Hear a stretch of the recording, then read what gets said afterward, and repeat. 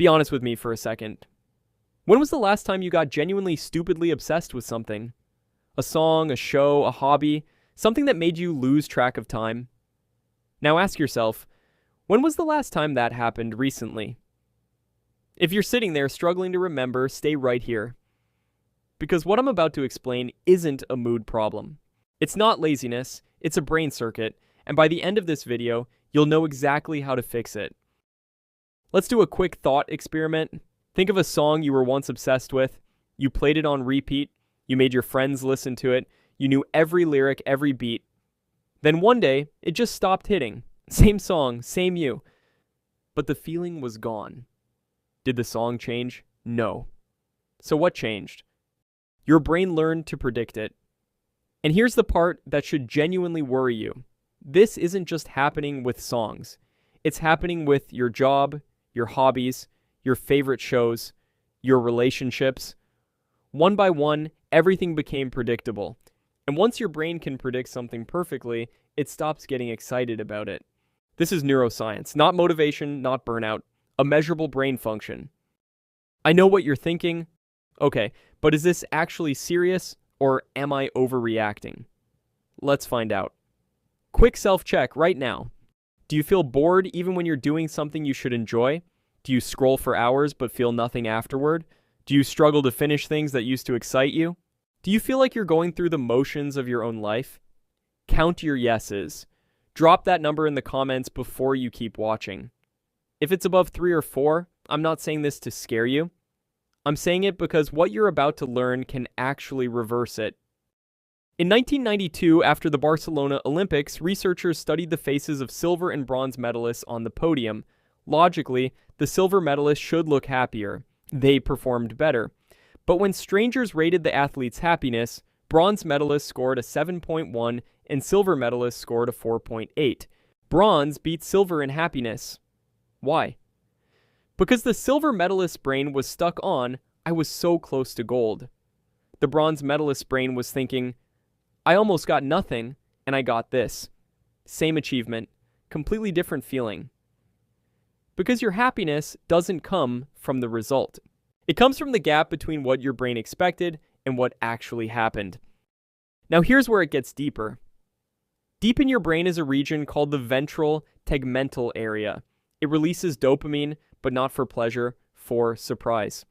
That signal travels to the nucleus accumbens, which decides, is this worth remembering, worth repeating? And here's the twist most people never learn.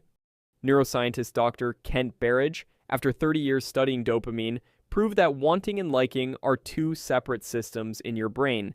That's why you scroll reels for 3 hours, not because you're enjoying it, but because dopamine is compelling you to want more.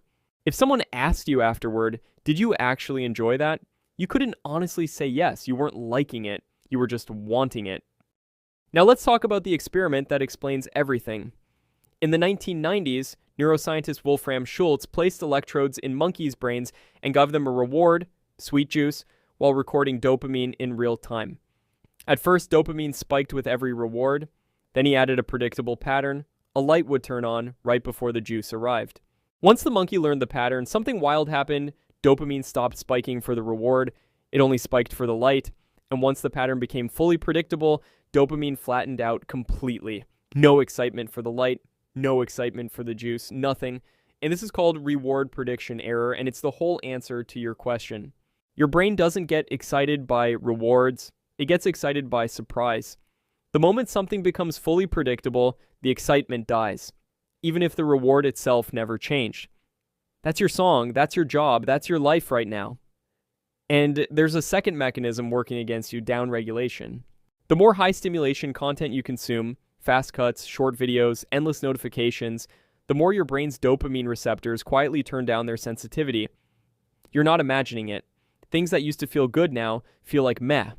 And eventually, even meh stops registering. In clinical psychology, the extreme end of this spectrum has a name, anhedonia, the reduced ability to feel pleasure at all, often linked to depression and burnout. I'm not saying that's you, but it exists on a spectrum, and this is the early end of it. So the real problem was never I'm bored or I've lost motivation. The real problem is your brain has stopped assigning interest to things, and no amount of willpower fixes that. You need to reset the system itself. Okay, deep breath. Here's the part everyone skips, and it's exactly why they end up right back here in 2 weeks. This is a 3-week reset. Week 1, subtract. You don't add anything yet, you remove. For 7 days, cut anything under 60 seconds. No reels, no shorts, no doom scrolling. Why 60 seconds specifically? Because rapid content switching is exactly what trains your brain to expect constant quick hits. Long-form content, books, podcasts, real conversations doesn't do this damage. Alongside that, 20 minutes a day of doing absolutely nothing, just sit. Or walk without headphones. It'll feel unbearable at first, and that discomfort is proof you need it. A 2014 study by psychologist Dr. Sandy Mann found that people given a boring task before a creative challenge outperformed people who jumped straight into it. Boredom isn't empty space. It's where your brain resets. Week 2, rewire. Now you start small. Not a 500-page book overnight, 10 to 20 minutes of reading. The goal is teaching your brain a new rule. Reward comes after effort, not before it. And add controlled surprise back into your life on purpose. Take a new route to work. Call someone you haven't spoken to in years. Try something slightly uncomfortable you've been avoiding. This reactivates exploration mode, and that's exactly where interest gets reborn. Week 3, foundation. This one's boring. That's exactly why people skip it, and exactly why they relapse. Sleep. 7 to 8 hours, no compromise. Your brain needs recovery the same way muscles do after a workout. Phone out of the bedroom, or at minimum, out of arm's reach. Add real face-to-face conversation, nature, and movement. These build dopamine slowly and sustainably instead of in spikes. This won't fix itself overnight. You spent years training your brain for high stimulation. Untraining it takes 4 to 6 weeks. The first 7 days will be the hardest.